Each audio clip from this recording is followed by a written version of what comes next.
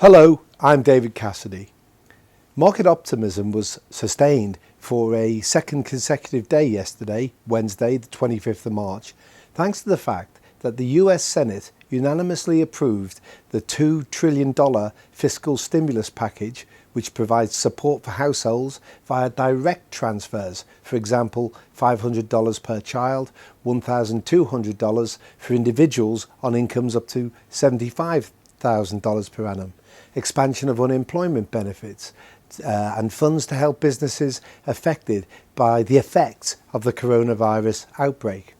Now, as we said yesterday, although this stimulus package should help put a floor under share prices, as it should limit the damage to the economy, in other words, the economic shock should be short and sharp, followed by an economic recovery towards the end of the year, rather than a severe and protracted global downturn, we still nevertheless do expect global equity market volatility to remain elevated, as there are still many risks ahead. One of the dangers is that the worst of the economic data is still to come, and today's worse than expected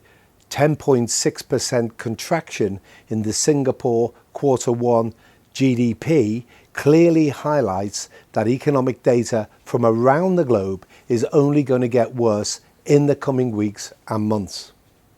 We should see the damage the coronavirus outbreak is starting to create in today's US jobless claims.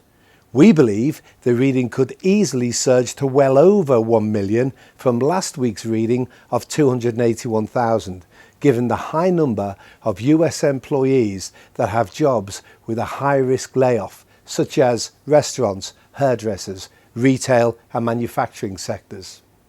However, this estimate is a bit of a finger in the air estimate, as Donald Trump has been arguing that the US will be back up and running by Easter, which may have persuaded many employers just to send their workers home on full pay instead of laying them off.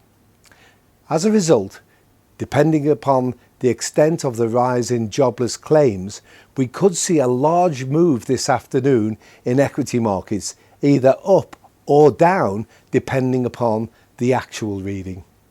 In the UK, the Bank of England meet today. However, after their recent emergency interest rate cuts and their reluctance to take interest rates below zero, we aren't expecting further interest rate reductions. So we will just be looking for insight into their assessment of the virus's impact on the UK economy.